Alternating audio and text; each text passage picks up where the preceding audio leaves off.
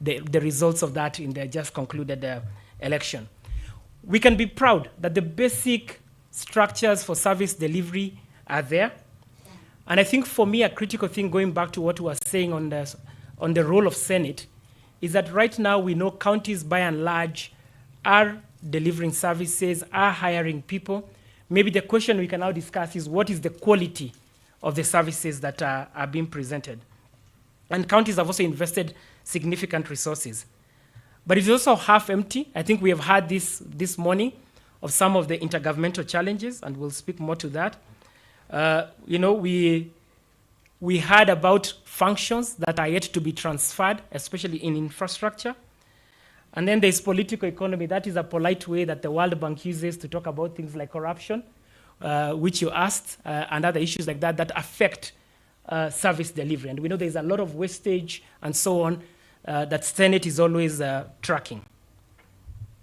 I think I can, basically the point to make here in terms of devolution of functions is by and large, a lot of this has been done.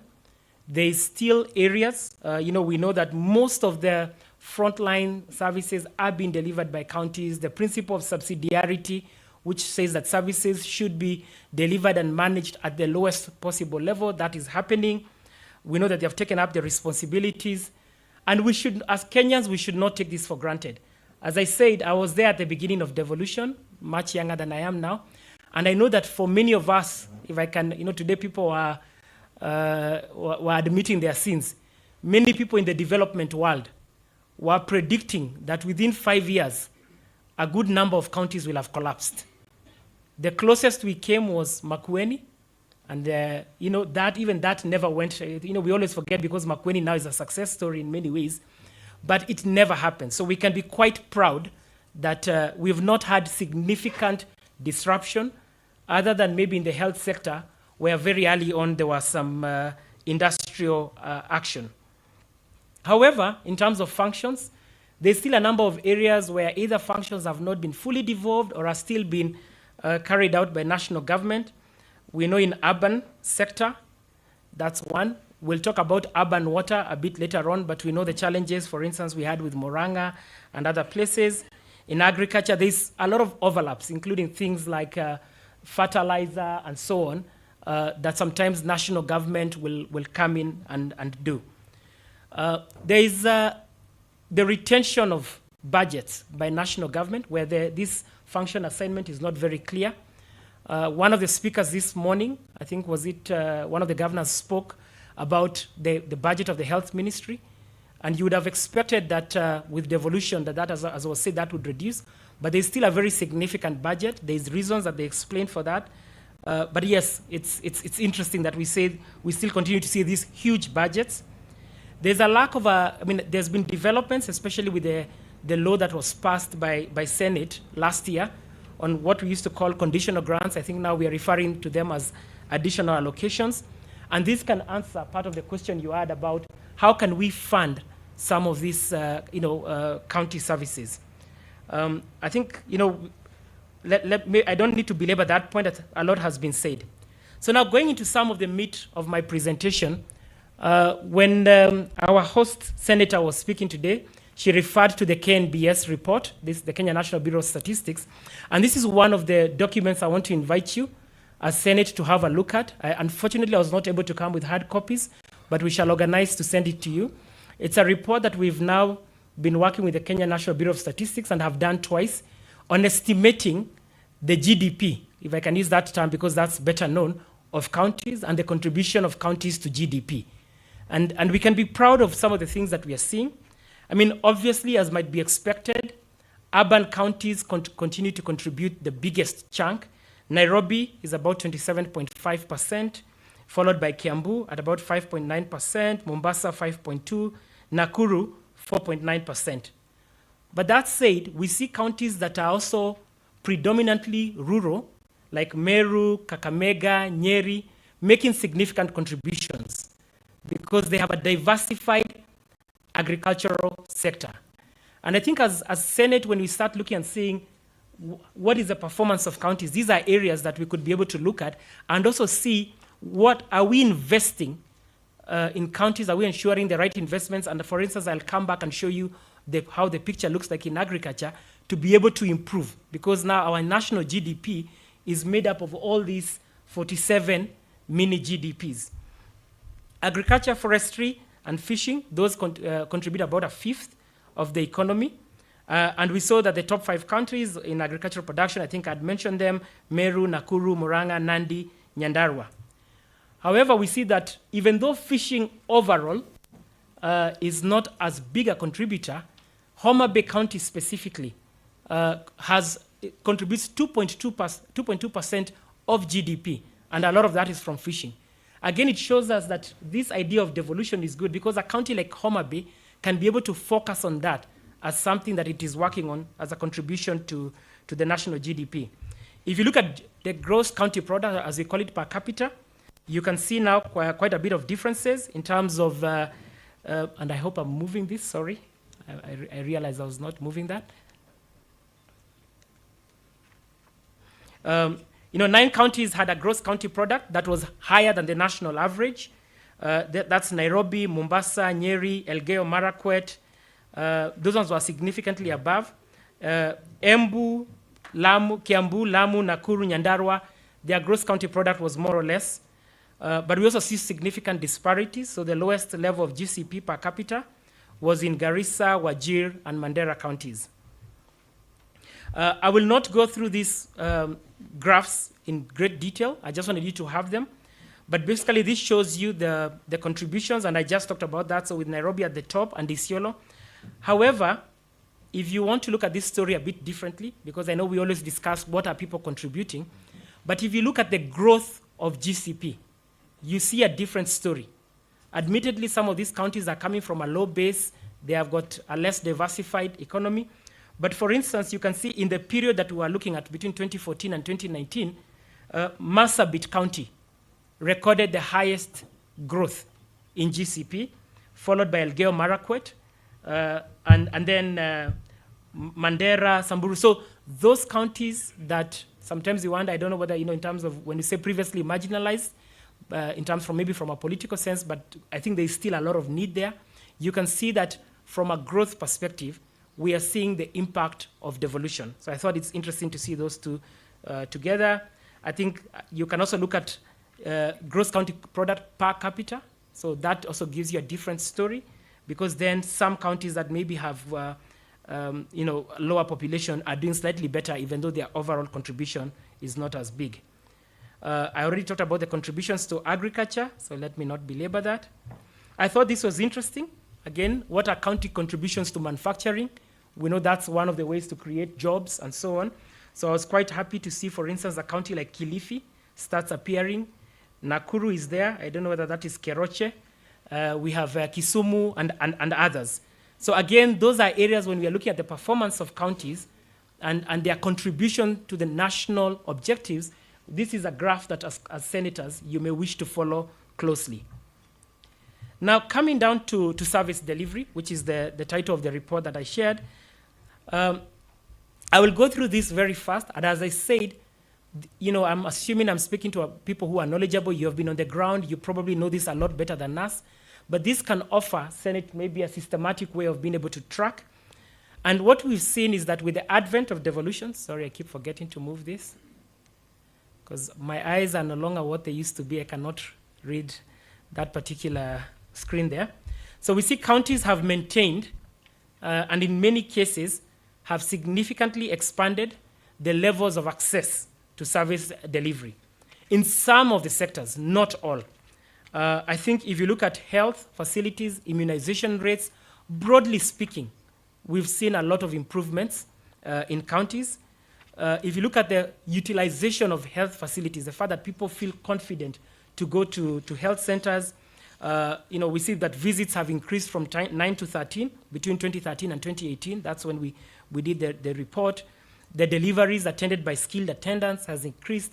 And if we had time, you'd go down into the details to see the impacts of that on things like maternal mortality. If you look at ECD, this is an area that we don't speak a lot.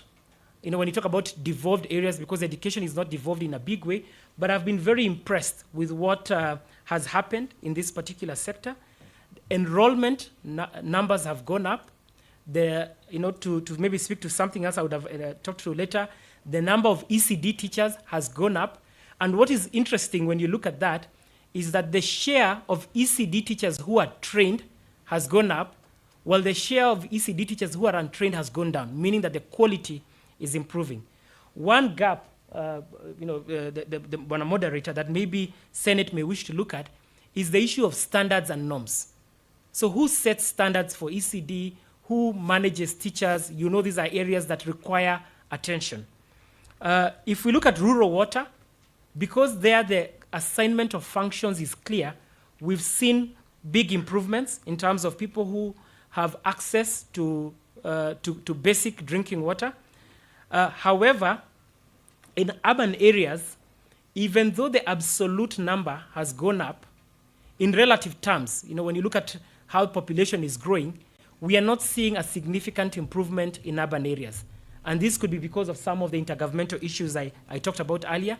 So again, something that Senate could apply itself is resolving, working with people like I saw the IGRTC here and others, is resolving some of those intergovernmental issues in the water sector, especially urban water, where there's challenges, and I'll come to that in terms of, because it requires huge financing, and counties, and it's normally, loan financing, which national government takes up.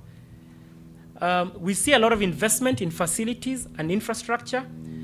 You can see the numbers there in terms of that graph shows a very steady increase in number of ECD facilities between the period that we are looking at.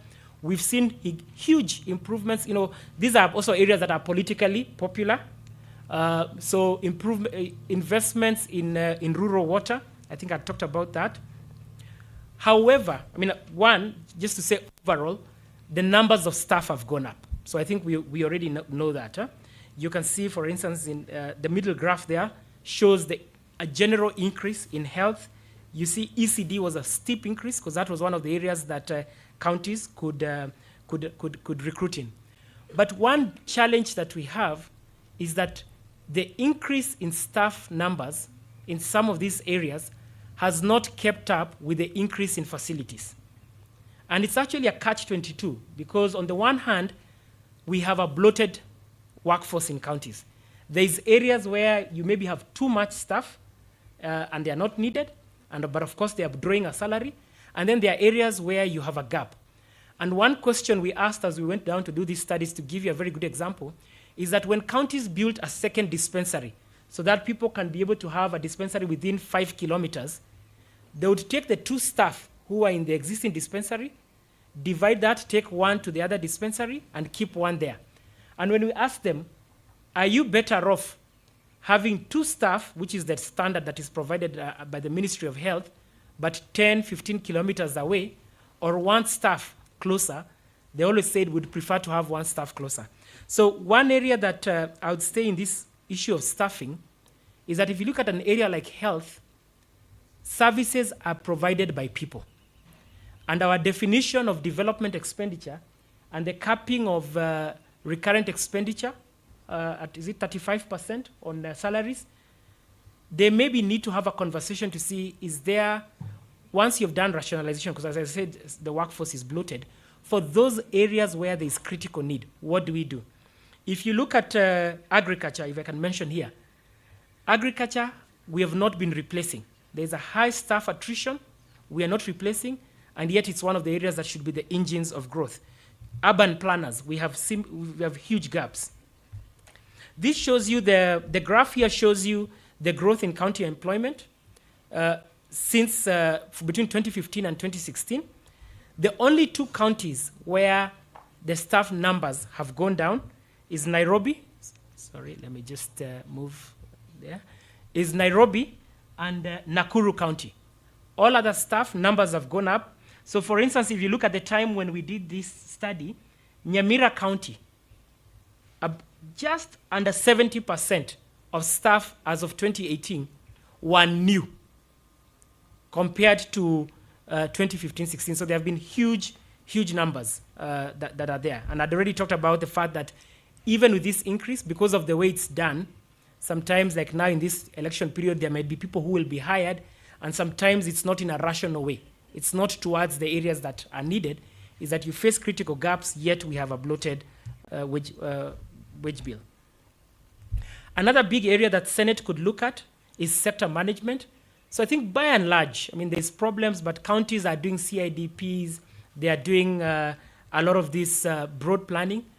But the paradox of Kenya's devolution is that in some ways, it was actually re-centralization. So we came from having just under 300 districts, local governments, which were collapsed into the 47 counties, and with good reason. But we now need to find a way to deepen devolution. We know that in urban areas, there has been a start, and for instance, the World Bank's Kenya Urban Support Program has helped to a bit. But we know that in a number of places, those urban boards exist in name, maybe have not been fully empowered. We take an incremental approach because we are seeing changes. But one area that you could look at is how do we strengthen, one, those urban structures, and how do we encourage counties to decentralize further and ensure that sub-county officers and much lower have got decision-making power. So I remember in some of these places, you talk to the sub-county director of health and ask, what say do you have in the decisions that are made? And a lot of times you hear there's been quite a lot of re-centralization at the county level and sometimes including at the office of the governor.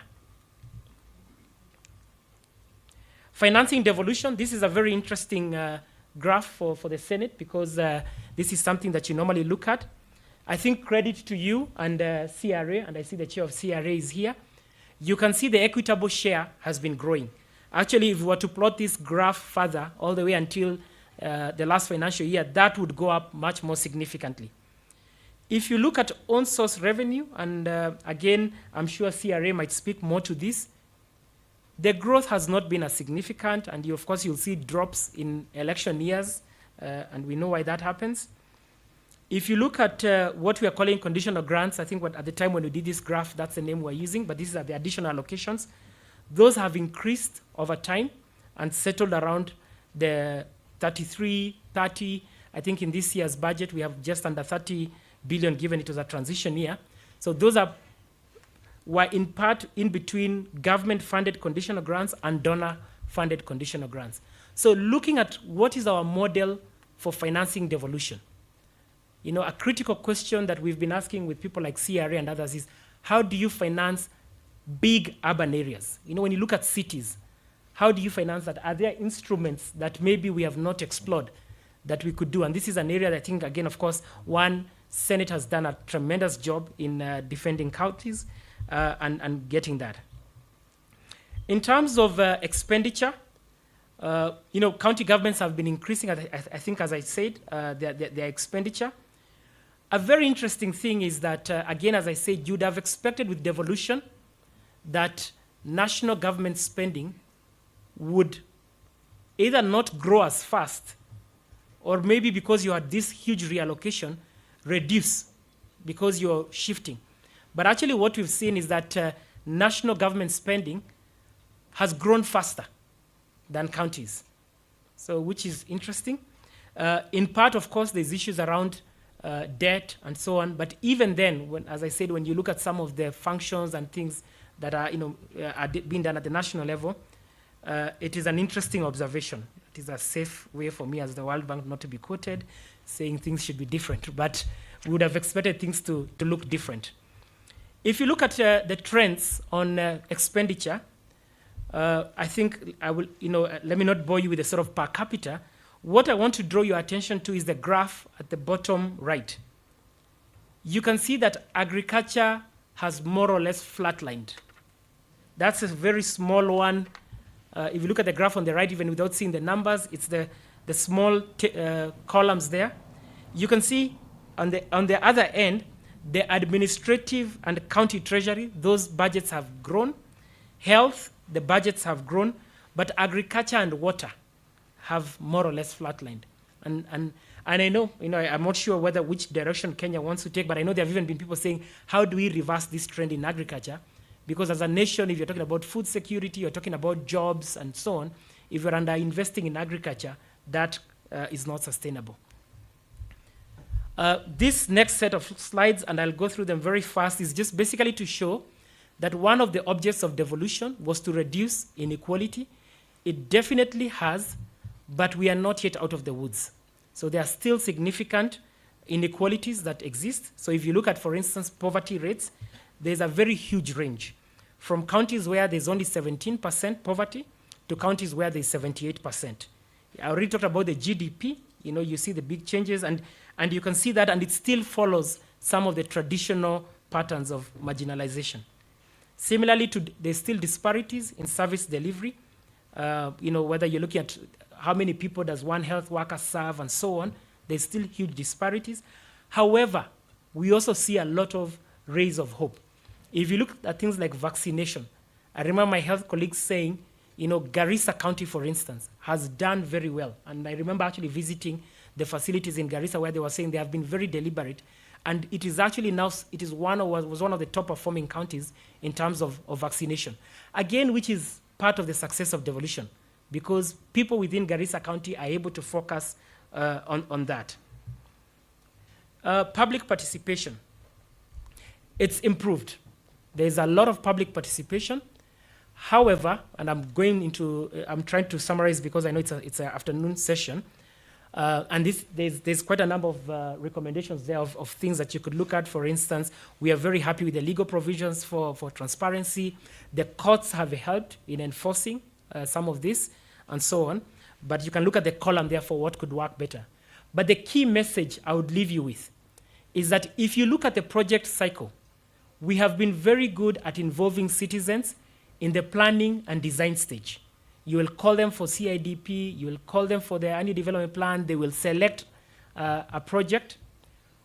Some counties are even good in terms of how they involve them, in terms of the implementation of the project. So I know some of you have got those community committees for if a project is being done, project implementation committees. Where there's a huge gap is in citizens being able to provide input on the provision of services. So you have participated, the facility has been built. But how can citizens come and say, we've not been able to get services in this facility? That is an area where there remains huge gaps. There could be more to be done in areas like access to information and so on. But we also commend the counties that have come up with participatory budgeting, you know, whether that's counties like Makueni, and I think now over a dozen counties have done this, whereby citizens are able to directly directly select projects. Of course, we call it guided facilitation because then you can also bring in input from technical officers about how much does it cost to do a classroom, how do you do this, what else is being done in the county. But as I said, if the next frontier is really on how to use this to improve the quality of actual services that are being presented.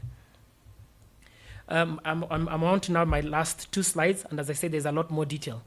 And this one is relevant because every time we've come to Senate to meet with your leadership, Senate has talked about how can we have more data, a dashboard or something to be able to track devolution.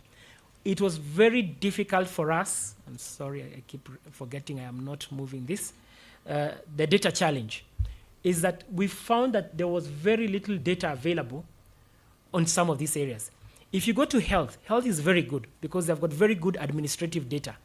But today, if we were to say, have counties made the right decision by investing more in tractors and inputs, say as opposed to extension services, we don't have good data on production and other things that can tell us regularly that this is an area we are doing well. So I think Senate can look together with KNBS. I know counties are supposed to have county statistical abstracts, county statistics. Those are areas that have not moved very well. And I think as you engage with counties, you can look at that.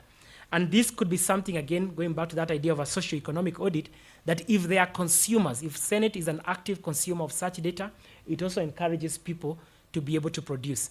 And on this point, I think for us who are part of the devolution family, I know we in the bank produce masses and masses of this kind of data. I know people like CRA, and they'll be talking to some of the things that they're doing, produce masses and masses of data. I don't know how we can be able to, outside of the devolution conference, meetings like this, how are we able to constantly provide this to you? and including your technical offices, so that this information does not just sit on our shelves, but is actually useful for you in your role. Finally, if you can allow me to abuse being here, I also have to be accountable to the people who pay me. We have one request, and Professor, you'll remember we made this request when we came to see you, and we want to thank you. This is on the county government's additional allocations bill, because before Senate adjourned, they had passed this bill. All the funds, people like the World Bank, Danida, CEDA Sweden, I think now there's one of the UN agencies, UNFPA, those agencies that provide funding to counties through government systems. So these are money that pass through our budget and so on. These funds previously used to be captured in the County Allocation of Revenue Act. There was a court ruling that changed that, and now it's captured in this bill, the county government's additional allocations bill.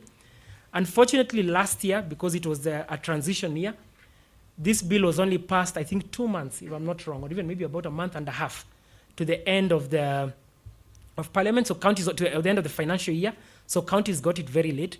Every single year, we've had huge delays in getting these monies to counties. So when you asked about what can Senate do to be able to support service delivery in counties, this is one bill. Unfortunately, it lapsed. Senate did its job, but National Assembly did not pass it in time. So I assume now it has to be republished. So my one plea to you is that if you can work with the National Assembly to get this bill passed, it's about 23.7 billion in terms of the bill that was previously there of purely development expenditure. And actually, when I've done the math, in many cases, it comes to a significant chunk of money in counties. This is what you're seeing in urban areas and so on. We have an opportunity, because the bill lapsed. There's a new program actually that has been approved since then, the National Agriculture Value Chain Development Project, which has a further 3.2 billion. So there's about 26.9 billion that could be available to your counties in ag, water, health, and we pray that you can be able to support the quick passing. We know that Senate is concerned, and we are equally concerned about issues of accountability, integrity around these programs, and we are happy with some of the provisions that were put in the bill to strengthen accountability. So by all means, let us strengthen accountability, but as we are saying with some of the people, is ensure that funds, those people who move and are doing the job properly, let them get funds on time. So with those many remarks, let me stop there. Asanteni.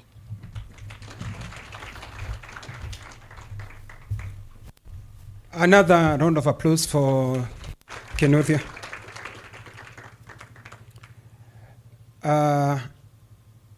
We'll start. Can you get those mics so that if there are questions, and you want to be brief with the questions, because what is standing between you and our speaker's dinner is PSC.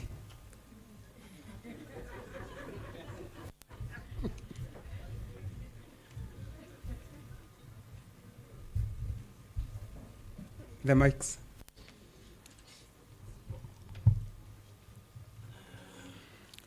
And Speaker, if you allow me, I'll give preference to the governors.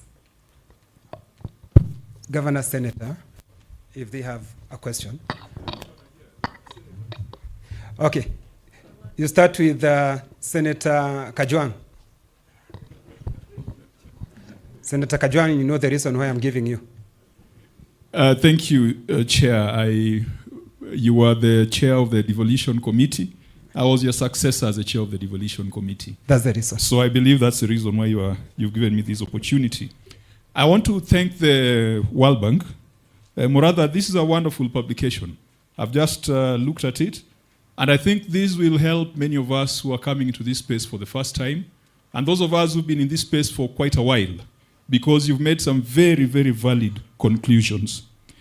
I also want to thank the World Bank, because in discussions with, I think, one of your senior managers in Mombasa during the induction for governors, we had a side discussion around climate change. Now, for the attention of the senators, in the last Senate, we set up a caucus on climate change, and the Senate management was kind enough to approve the Climate Change Caucus. We will be affiliated to what we call Climate Parliament, we wanted to bring a unified voice of the Senate and Parliament on matters climate change. These has previously been handled by the Lands, Environment and Natural Resources Committee, which has not provided attention. The World Bank has significant funding within that space, and we'll be commencing conversations with the World Bank, of course with the support of the Senate management, to see how we can leverage on that. So honorable members, if you are interested in climate change, I think at the right time when caucuses are being established, I want to encourage you to join this caucus. There'll be COP in Egypt, which will be happening in the next 2 months. I'll be talking to Nyegenye and the speaker to see whether this caucus can send a few representatives to Egypt. Secondly, I want to encourage the World Bank, and you have cited it as a limitation. We need to be focusing on outcomes of devolution rather than just the input. And I think that was a conversation earlier, that even our audit has focused too much on inputs rather than outcome. You have cited that limitation, but let's work together to build a warehouse of data on outcomes of devolution. And I think that for the last 10 years, there is sufficient ground for us to do that. Finally, which is the question, is on conditional grants. The World Bank gives a lot of money to counties. There was support for county health facilities. There was the KUSP, Kenya Urban Support Program. There was KDSP. There was strengthening for universal care. And there was the one for agriculture. In some of our counties, it is these grants that are visible.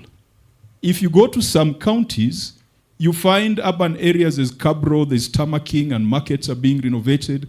And we know that that is money from development partners that comes as conditional grants. What are your views on strengthening accountability for these additional allocations? And what measures are you going to take to incorporate the views of relevant Senate committees on utilization of these funds? The Public Accounts Committee or Devolution Committee in the past have pronounced themselves on how well or badly some of those funds have been used. Thank you. But you continue to provide those funds without reference to the decisions or the recommendations of the Senate. Thank you. Thank you. Senator Governor Mandago. Thank you very much, Chair. Mine is not a question, but just to pick it up from where my good friend Murada has left, that the appeal to the Senate, coming from where I came from, is actually to urgently pass this additional allocation to counties bill. Because, ladies and gentlemen, what you see as pending bills in a majority of counties are actually services already rendered, awaiting payment. Part of it is the funds that are still being held as additional allocation to counties.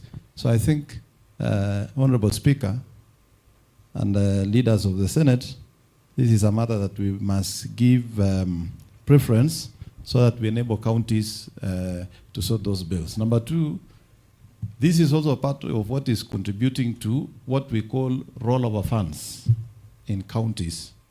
And you'll see counties with billions of money that has been rolled over, not really because the money or the counties were unable to spend, but because the money didn't come on time, but they were already part and parcel of the programs that have been budgeted for that financial year. So I think that's something we need to discuss. And on a light note, my friend Banamurada, you said ECDs were politically popular. I didn't understand what, maybe you need to clarify, because I'm immediate former, so I think a bit of clarification on that so that we can also check. Lastly, on the issue of county statistical abstracts, I think this is one area that we need to support counties, because again, it is also an expenditure, and the most or the critical experts that we have are actually domiciled in the Kenya National Bureau of Statistics, and counties may not have their own sufficient personnel to do that kind of work, we must see how national government and counties can collaborate to help counties to come up with that statistical abstract. But I want to say, honorable senators, the reason why the funds from the World Bank and other development partners are visible is because those funds are ring-fenced for specific work in counties and leaves less interference, and two, it does not carry any recurrent expenditure. In future, as we continue to deliberate in the Senate on how to help counties in terms of succeeding, additional funds to counties in future, as Senate, we might begin thinking about ring-fence some of the money for specific works in counties so that they are not interfered with. With the advent of Ward Fund and all these other things, there's a lot of issues around budgeting in counties. Thank you. Thank you. Senator, the one next to Kajwang. And please introduce yourselves. The one next to Kajwang. I'm Senator Beth Siengo, co-worker of Senator Kio Wambua, Kitui County. Please proceed. Courtesy of ODM. Thank you. Proceed. Mine is only a concern, and focusing mainly on the topic before coming to the document, making devolution work. For me, I have a concern on the perception and what people feel out there about devolution, why it may not be working as expected. It's because of corruption. What will the Fourth Senate do to remove or maybe to erase that perception or that feeling that devolution is not working because of corruption? Secondly, I'm concerned about the equality in development across the country. There are some counties that are doing very well, but there are others which are lagging behind totally. And thinking that they are in the same country and enjoying the same resources for development may not be explained. Thank you. Thirdly and finally, the document is good, and it is good for some of us who are beginners or the first timers to keep us posted. Thank you. Okay, thank you. Please proceed. And introduce yourself. Senator Beatrice Ogola once more. Let me re-emphasize that I'm a delegate of Senior Senator Kajwang. There's an issue that was raised on standards and norms. It is important to notice that in terms of functionality, capacity building, standards and norms is largely a function of the national government. How the Senate enhances that is upon us. Secondly, it is also worth noticing that mass devolution only stop at the county levels. We have services and services that are offered at the counties, but you'll find that as soon as they're at the county level, they stop at that. Our people still travel to the county headquarters to get certain basic services that needed to have gone down to the people. And lastly, on staffing, employment as raised, I want to also mention that other than health, major sectors of the counties employ more of support staff rather than technical staff.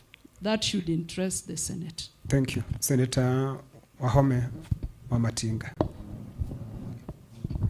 Thank you very much. I would want to start by thanking Muratha for that, for this wonderful document. Having been from the private sector, I've had the privilege of working with various world government programs in support of the devolution. Now I know that the policy is moving them to the county government, be it the KISIP, or they are more moving to the county government.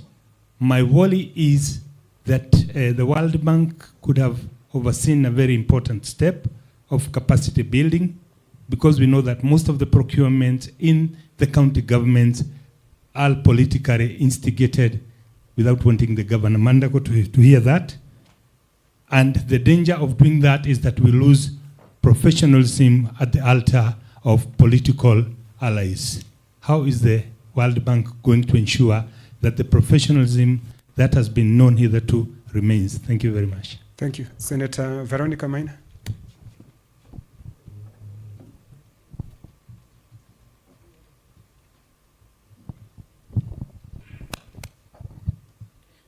So far, our class 101 is going very well, the induction. And I think this is a fantastic report. My only concern is whether such reports do get to the Council of Governors forums. For this reason, that if you look at the disparity of the standard of service that is being given in every county, you can tell that counties are not reading from the same script. Is it possible that based on such reports, the Senate is able to define a basic quality of service, basic quality and standard of service that is expected in every county, so that if I'm in a hospital in one county at a ward level, the standard of care that I receive has been inspired by such fantastic reports where so much resource has been put towards developing a report on trends in service delivery? Or does this report just get to this level and then it does not actually benefit the county? Or whether the oversight done by Senate would be able to drive the change and development of basic operation standards for the service that is being rendered in the counties? Is that possible? The ring fencing of funds for certain basic services, e.g. healthcare, if we talk about antenatal, postnatal care, is it possible that in the course of developing such a standard service for everybody in the Republic of Kenya, then we would be able to, for instance, assure every mother who is delivering that the service they receive in Voi is the same one they receive in Kitui, and that we can protect lives using just very simple steps towards standardization of the service that we are giving to Kenyans. Thank you. Senator kutoka Pwani.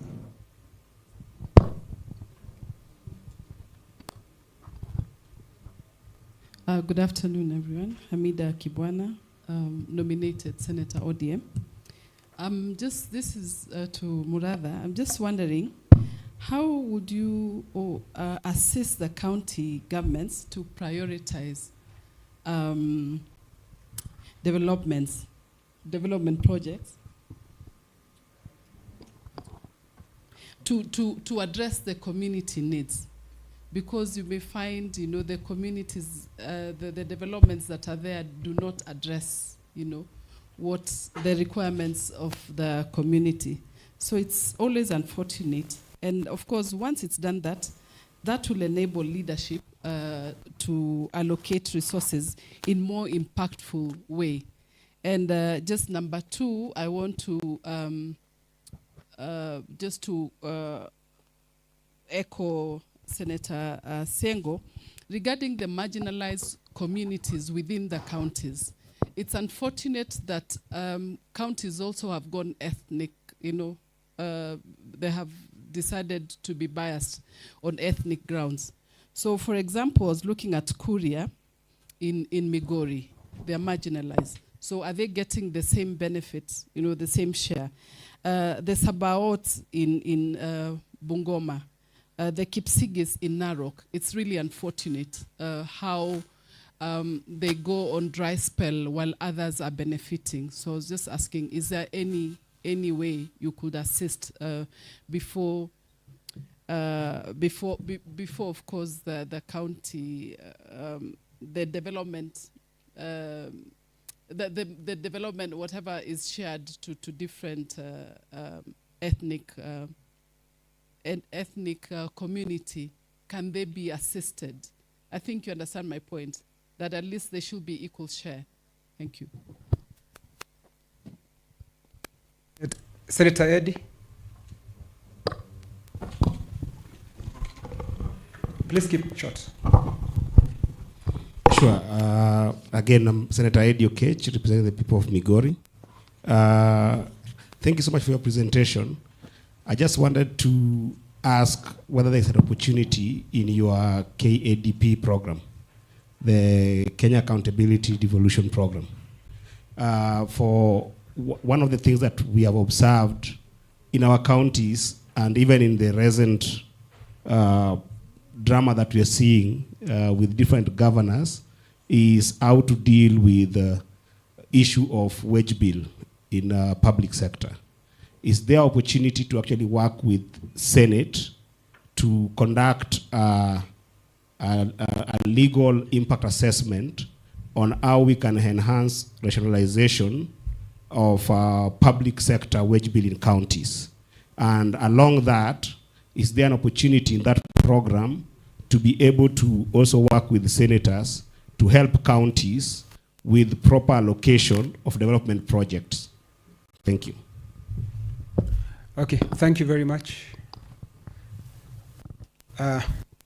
In the other question, let me allow Muratha Kenothi to respond to your queries. Thank you very much for those questions, and also to appreciate the feedback that you've given us on the report. I should actually acknowledge that, and you will see that in the beginning, we had a steering committee that was overseeing this piece, and the Senate was part of that committee, and we want to thank the clerk and the staff that he had seconded, but also other institutions like CRA and so on that were part of that. The chair of IGRTC was then a consultant who was leading on that. So you'll see it's people who have been involved in devolution, and we're happy that you find it useful. On climate change, just to say that one of the programs I lead on, and which is also part of the bill, is the Financing Locally Led Climate Action Program. What we've seen globally is that only 10% of all this climate finance that you are hearing people talk about globally, only 10% reaches the local level. So this program is trying to address that here in Kenya. It's going to channel money to counties, but then all the way in terms of projects that should be implemented at the ward level, whether it's in the area of agriculture, water, natural resource management. So we do hope as leaders that you can at least acquaint yourself with this program, so that ensure it's well spent. And Senator